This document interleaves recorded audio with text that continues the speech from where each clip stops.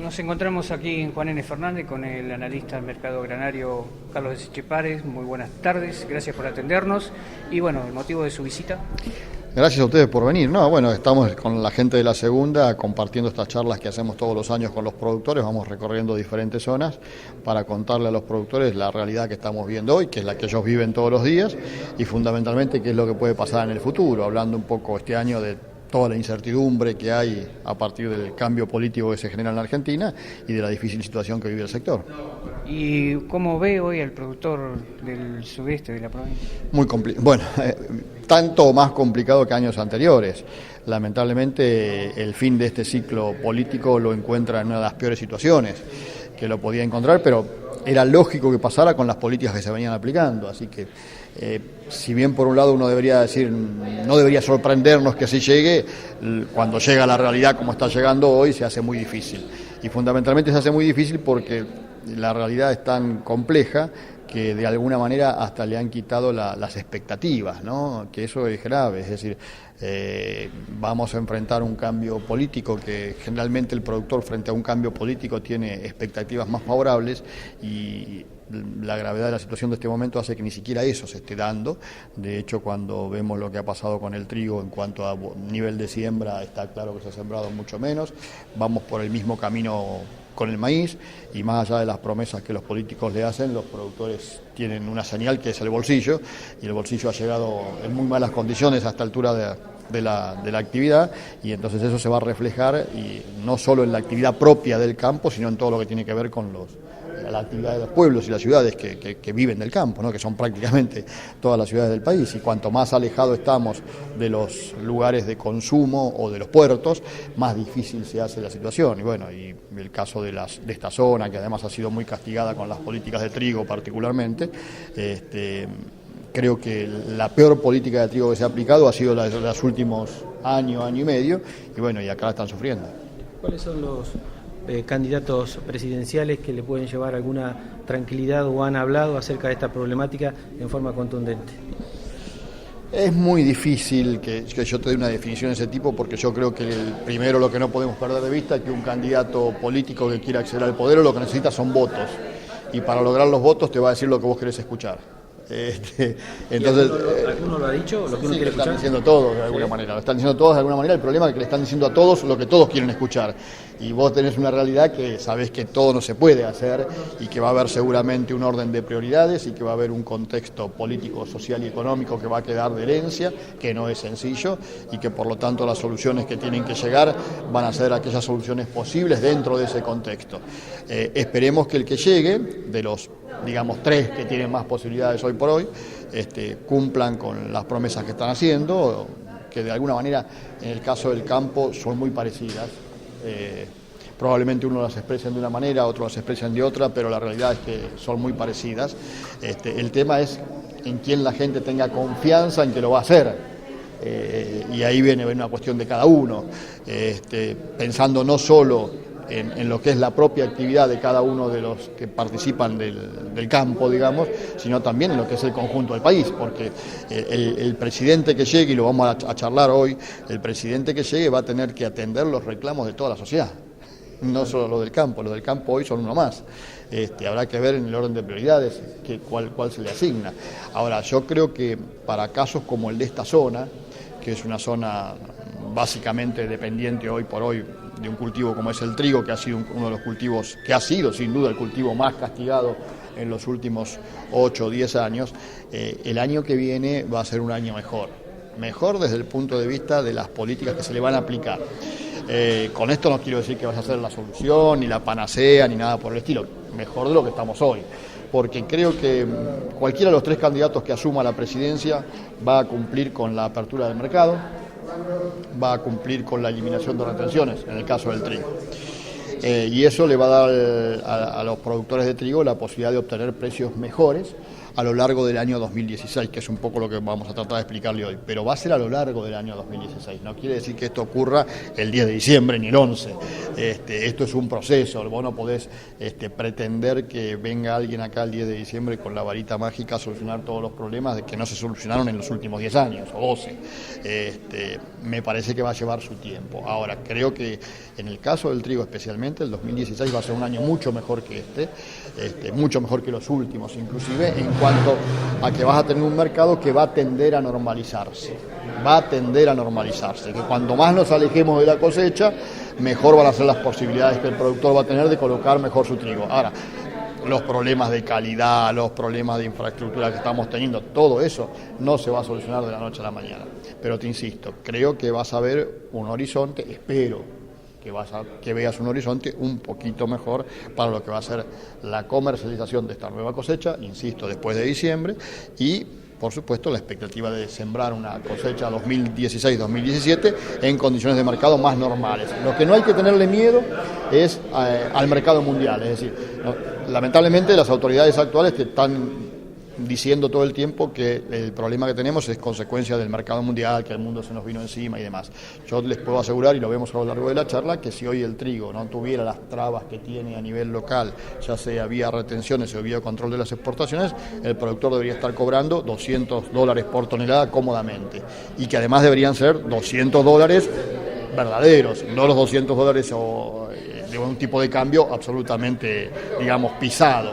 Entonces, si vos pensás que el nuevo gobierno necesariamente va a tener que reconocer la devaluación, que el nuevo gobierno va a tener que reconocer que tiene que abrir el mercado y que además tiene que eliminar las retenciones al trigo, cosa que todos los candidatos hoy ya lo están diciendo, inclusive hasta el propio Scioli lo está diciendo abiertamente a través de Miguel Bain, que es, digamos, su principal asesor económico, o a través del actual ministro de la producción de la provincia de Buenos Aires, que es el Topo Rodríguez, y por supuesto Macri lo ha dicho y lo ha afirmado, Massa lo ha dicho y lo ha afirmado, es decir, los tres dicen lo mismo en cuanto al trigo, entonces vos decís, bueno, esa promesa la tienen que cumplir, porque no te olvides que es una promesa que vos vas a estar controlando que la cumplan el 10, el 11, el 12, el 13 de agosto, de diciembre, porque está ahí. Sí. Entonces, si vos ves que no se cumple esa promesa, imagínate que vas a pasar con todas las demás que te están haciendo hoy para los próximos 4 años. Eso es lo que tenés que pensar. Entonces, yo creo que como una señal de confianza hacia el productor y hacia el contexto económico general, porque no te olvides que además todos están pensando en que va a venir plata de afuera, vos tenés que dar señales de que vas a cumplir con las promesas de recomponer un mercado, que la Argentina es básicamente un mercado de alimentos para el mundo. Entonces yo creo que el trigo va a ser una mejor situación que la que estamos viviendo hoy. Tengo esa expectativa. Ahora sí, si me estoy equivocando en eso, te insisto, los 4 años que vienen van a ser 4 años mucho más complicados, pero creo que no va a ser el caso. Creo que esta vez vamos a tener una mejor condición para negociar el trigo. Ante este complicado panorama que usted nos enmarca, la corriente del Niño, ¿de qué manera estaría jugando? Bueno, la cuestión climática es una cuestión que preocupa todos los años, pero eso es una cuestión que, digamos, no está en el hombre solucionarlo. Eso eran buenos tiempos. Claro, esa es una cuestión que va a complicar mucho más, que puede llegar a complicar mucho más la situación, pero va a ser mucho más preocupante, me parece a mí, para la cosecha gruesa.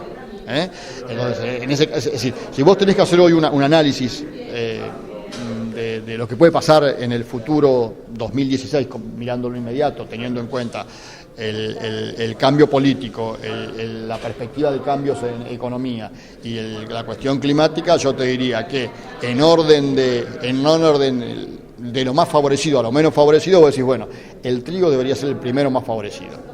Después vendría el resto de los cultivos. Girasol, por ejemplo, puede ser un cultivo que se vea favorecido por los cambios políticos.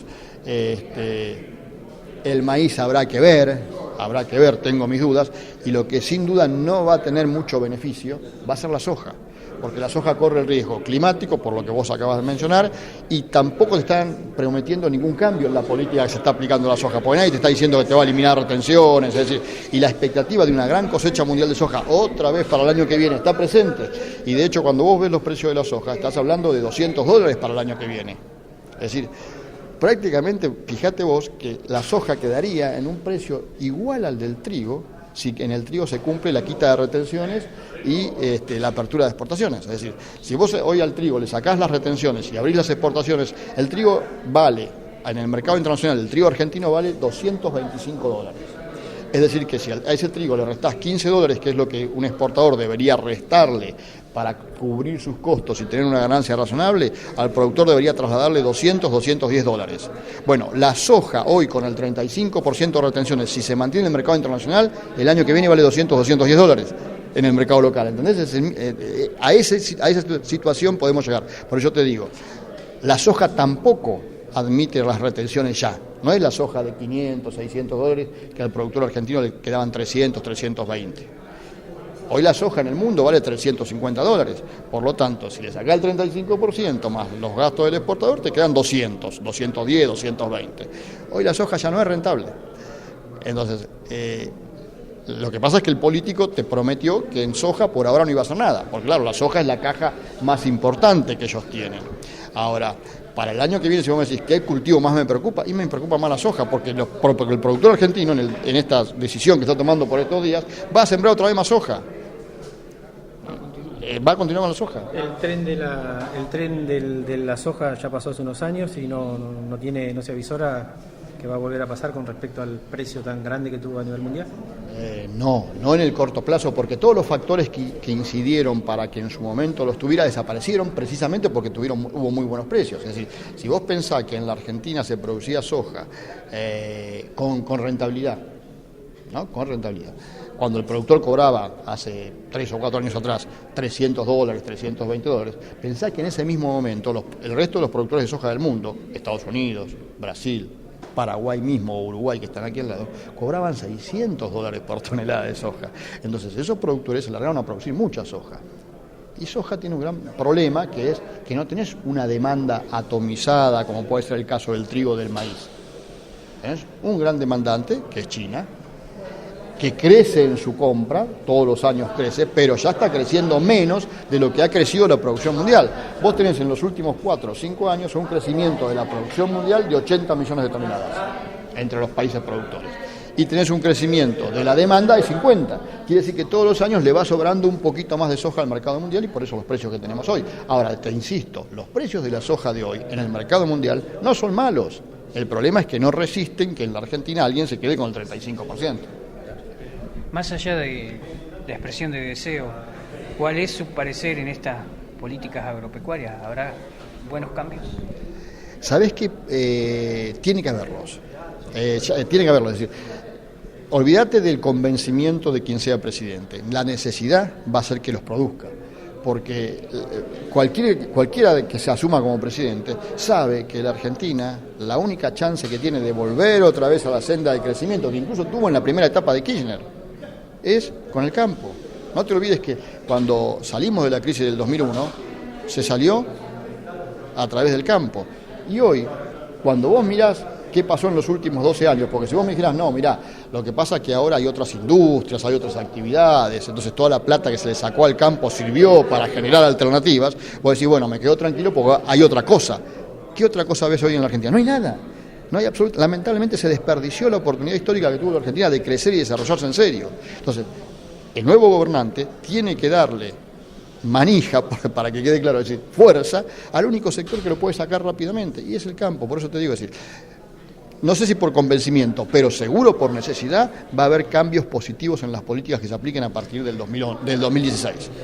Por necesidad. Ahora, después está también en la forma en que los productores trabajen políticamente para que esto se convierta en un proceso de que continúe en el tiempo y que no pase lo que pasó después del 2004, 2005, cuando el país ya empezó a arrancar la senda del crecimiento, todo aquel beneficio que el campo le dio, nadie se acordó y lo único que hicieron fue sacarle. Pero ahí también, y yo lo hago a lo largo de las charlas, les trato de explicar a los productores los que son las responsabilidades propias. Es decir, acá no podemos echarle la culpa de todo únicamente al gobierno. El gobierno no hubiese podido hacer todo esto si no había del otro lado gente que lo estaba de alguna manera apoyando, ayudando o usufructuando de los errores, entre comillas, que el gobierno cometía. Y también hubo, de alguna manera, una falta de involucramiento de los productores. Eso también hay que reconocer. El productor tuvo una gran participación en el 2008, después los precios de la soja subieron y se olvidó. Y cuando le advertíamos todo el tiempo, cuidado, que las políticas se van aplicando en algún momento, bueno, llegó el momento, pero llegó por suerte para el gobierno al final, por desgracia para los productores al final. Porque si a lo mejor esto se hubiese producido hace 3 o 4 años atrás, hubiese habido cambios en las políticas. Lo que pasa es que vos, y también lo hablamos mucho en las charlas, porque hace falta tiempo para explicarlo, pero hasta de alguna manera vos tenés que admitir que, a pesar de todas estas políticas, la presidenta actual termina su mandato con una cosecha récord. Entonces, es cierto que el clima tuvo que ver, pero también tuvo que ver la tecnología, y si vos mirás la superficie de siembra no cayó como debió haber caído por la aplicación de estas políticas. Sí. Recién la crisis estalla en estos últimos meses, cuando vos en realidad las medidas que las afectan, que la provocan, se vienen produciendo hace 5 o 6 años. ¿Entendés? Entonces, y eso fue posible porque después del 2008 el que recobró fuerza fue el gobierno. Es decir, cuando el 2008 pensamos que era el campo el que de alguna manera había ganado, en realidad yo te digo que el campo terminó perdiendo, porque hoy la situación es mucho peor que la del 2008, desde el punto de vista de la actividad propia del productor. Y tenés un campo a nivel dirigencial desunido, no se logró presentar una propuesta común, que es lo que habría que haber hecho.